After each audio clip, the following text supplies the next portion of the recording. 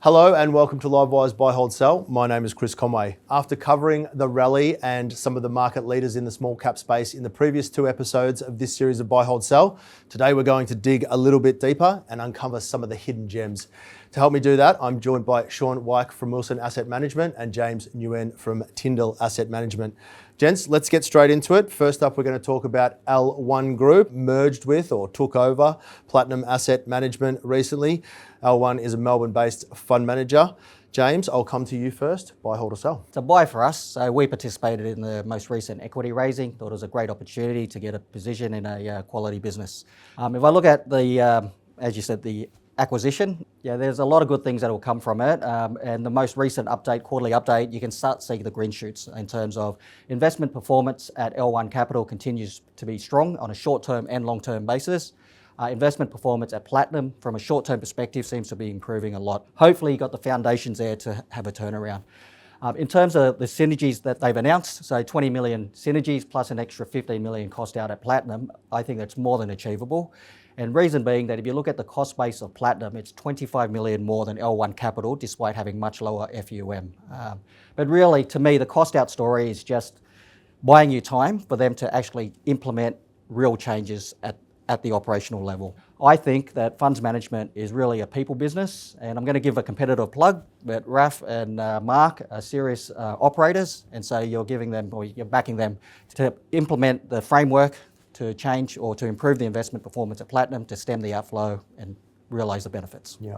James, you mentioned the capital raise there. It was done at 95 cents and I think the stock went in at about 103 or 104 for the raise and came out higher than that. So, you know, it's trading above the raise price anyway.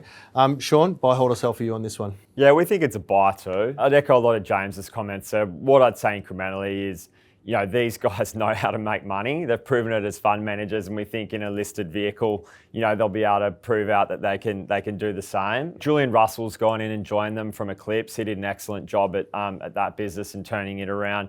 And, you know, really you're sitting on a 300 million plus minimum war chest now to go out and deploy into earnings accretive acquisitions. And they've got the multiple to do it. I think the other key thing here is index inclusion as well, or remaining in the index. You know, there's a lot of people short this stock on the basis that it was going to get deleted. So yeah, it is game changing from in that perspective. So yeah, we like it here. There you go, nice double buy to start off with. Next up, we're going to talk about Energy One, stock code EOL, provider of software and operations to the energy market. Shaun, I'll stay with you. Buy, hold or sell? Yeah, EOL's a buy for us. They're effectively the iris of energy trading and risk management software. Think of them as the backbone. They're operating across 30 countries now.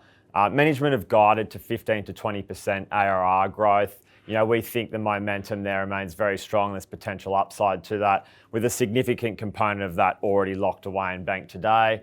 You know, if you look at the cost base, it's going to largely allow that to flow through, see strong operating leverage. You know, the business is trading on a decent multiple. They've got a good balance sheet. We think they're on the hunt for earnings accretive acquisitions, which will, you know, provide another catalyst to drive a re-rating. So it's a buy for us. Yep, James, up 233% in the past year. So this one has absolutely shot the lights out. What do you make of it? Buy, hold or sell? Oh, it's a buy for us, and I share a lot of Shaun's comments. I just say that it's a tech company, obviously, but it's also a profitable tech company, and that's at the NPAT line, not at the EBITDA line. So it's a business that has been able to drive double-digit top-line growth, get operating leverage, and drive material EPS growth. And what I also like is, you know, they're 60% of the market share in Australia, yet they're still able to grow top-line by 13%. So it shows that their products resonate with their customers and they have pricing power. And they're 8% of the European market, which is much, much more complex, given energy travels from border to border in Europe. And so you have different rules, different regulations. And so you really do need a software system like what Energy One provides. And so, yeah, share Shaun's comments, and it's definitely a buy for me. Yeah.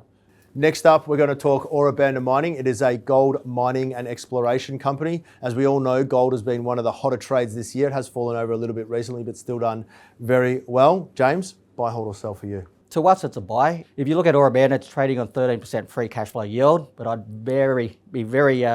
caution you to capitalise that free cash flow yield. The reason being that ultimately it only has a 2-year mine life on its current resource. That said, the reason that we're drawn to Ora Banda is a couple of reasons. One being that the executive team, we think Luke Cray is a highly respected, highly credentialed executive. He's ex-Northern Star, has a great track record of being able to deliver projects on time, on budget, and has a fantastic team beneath him. The other thing we like about Ora Banda is that the balance sheet. It's got 120 million of cash on balance sheet, and so with the cash flow it's generating, can really fund that exploration program that it has, and it has one of the largest exploration programs in Australia. I'd caution though that Ora Banda is probably at the riskier end of your gold exposure, given that it is an explorer.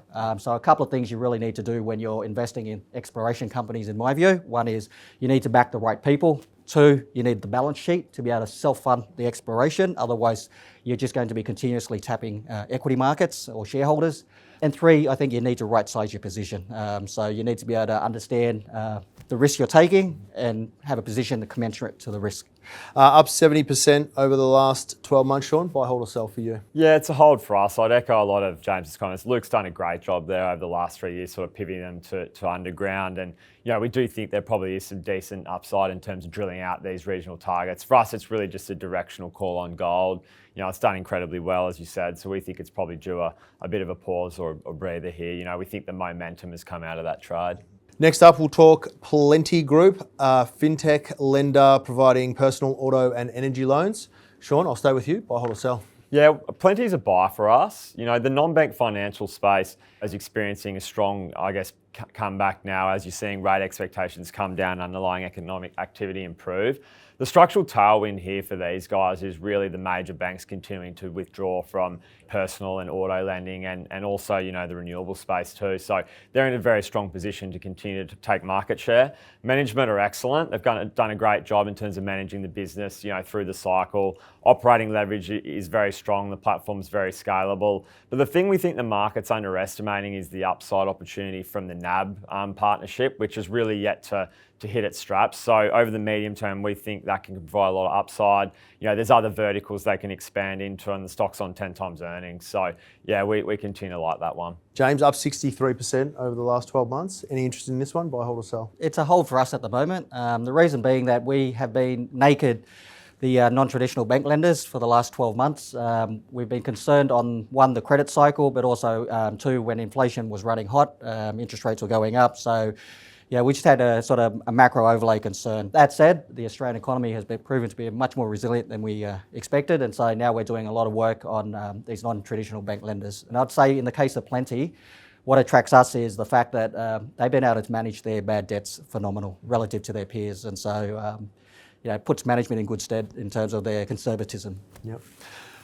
Rounding it out, ladies and gentlemen, we're going to talk to Tasmea. It is a mining services company, provider of maintenance, engineering and project services, of course, to the mining industry. James, I'll stay with you. Bring us home. Buy, hold or sell? I'm probably a hold to a sell, and the reason being that throughout my career, I've always said that you buy a contractor on 10 times earnings and you sell them on 15 times. And in this current cycle, most of the contractors are now trading on high teens. And so what we've done is, unfortunately, we've sold a lot of them way too early and missed out on that last little leg. I think what we were missing this time was the fact that in this instance, or in this cycle, one, you've had the mining cycle, but also you've had the electrification. And so that's really provided additional work on top of what they would normally see in a cycle. That said, we're still overweight the sector. We've just got our capital in a couple of cheaper names in Simul and Lycopodium. And also we have exposure in Duratec, which has a bit of a defence angle, which we like. Shaun, the final word, Tasmea, up 68% in the last 12 months. Buy, hold or sell for you? Yeah, we think it's a buy. I'll see if I can convince James the same. So yeah, this stock for us, it's increased about 3 times since its IPO back in 2024. What we think the market misses on this one is their focus on niche industries that are mission critical, where in effect it provides them with a greater level of pricing power, which is why they're able to earn, far superior margins to, competitors across the listed space. The management team owns 60% of the stock. They're heavily invested in the business and ensuring things, continue to execute to plan.